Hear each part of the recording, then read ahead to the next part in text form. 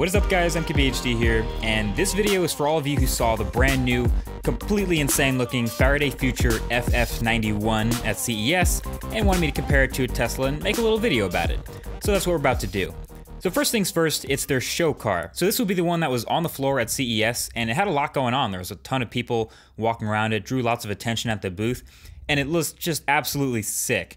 The thing isn't eye-full, whether you're a fan of the looks or not. It's definitely eye-catching, but so the taillights go all the way around the back hatch, and the headlights go all the way around the front, and it's just really modern looking. This silhouette kind of seems like a stretched out Tesla Model X. Like if you stretch one sideways and added a bunch of new features to it, that's kind of what it reminded me of. Still all electric, still with the battery pack in the bottom, still with the motors between the wheels, but there's a ridiculous amount of new sensors and displays and just things that they've added to it to be different. Like there's a radar LiDAR blaster that comes up from the front trunk, which I guess would make the trunk a little smaller there.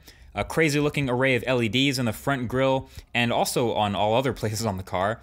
Cameras instead of rear view mirrors, and even wireless charging with some LED indicators in the ground. Just crazy futuristic stuff for an electric car. But this is all just a show car. As much as you want to talk about it and claim it's your product, it's CES. This isn't a working car. And a lot of people love to point that out. But Faraday Future did bring some working prototypes of the FF1 to CES this year. A Beta Car 1 for the self-driving and self-parking demo, and a Beta Car 2 for a little performance and driving demonstrations. And this is where a lot of the comparisons to Tesla came into my mind when I went through these. It's obvious there's a lot of Tesla in the car's DNA. They have plenty of former Tesla employees at the company, obviously, but they did some legitimate work to make this different. So for the autonomous driving part, yeah, it had the summon feature, just like Tesla, but this car actually apparently looked around a parking lot for an empty spot, and then when it found one, it backed into it without touching any of the other cars, and the driver didn't have to touch the pedal or the wheel during the whole process, which is really cool from the passenger side. And then for the performance part, I don't know if you've seen the numbers for this car, but they're insane. You know, the 130 kilowatt hour battery pack, 1,000 plus horsepower, 300 plus mile range, and a 0 to 60 mile per hour time of a stupid fast 2.39 seconds, which would make it the quickest production car in the world if it was in production. But yeah, I got to demo that, and I think the reaction kind of speaks for itself. All right, so I can pretty much guarantee it's the fastest car you've ever been in. Yeah. Well, yeah. 0 to 60? Yeah. 0 to 60 is the quickest for sure. Yeah. Do some sweepers here so you can feel that the car really is very smooth, graceful. Feels really nice and fluid. But we're gonna step it up a little bit, as I promised. So we have active torque vectoring and rear steering. As you can see, the car really turns in nice. Wow. So it's very agile. As soon as you turn the wheel, the driver has confidence that the car is gonna turn. Now we're gonna do a lane change. So what I need you to do, someone needs to tell me now. You gotta tell me when to turn. Okay. All right, you ready? I'm ready. Okay, tell me now. Now. Not bad, right? You guys ready for the big event? I'm ready. A little bit of a launch.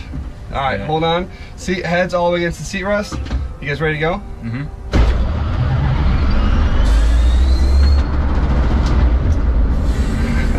That is legit. Not bad, right? That is legit. Okay, now I need you to tell me something. Yeah. Faster than your Model S P100D? Cannot confirm, but probably. Yeah, there we go, there we go.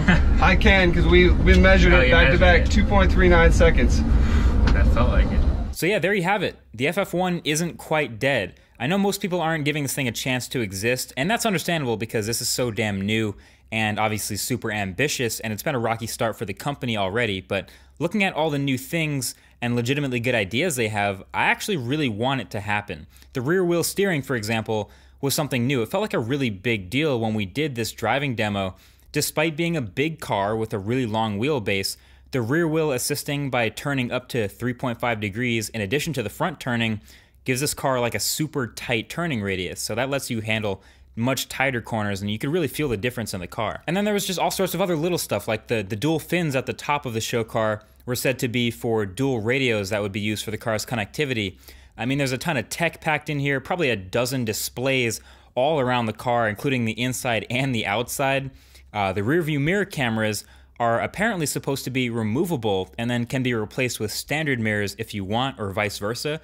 I mean, there's just so many good ideas. The wireless charging could be insane, but it just feels like the future. So bottom line, I'm glad someone's trying, you know? Someone's got to try. And with Tesla's success, it feels like the car industry is finally taking that turn. So why not be super optimistic about it?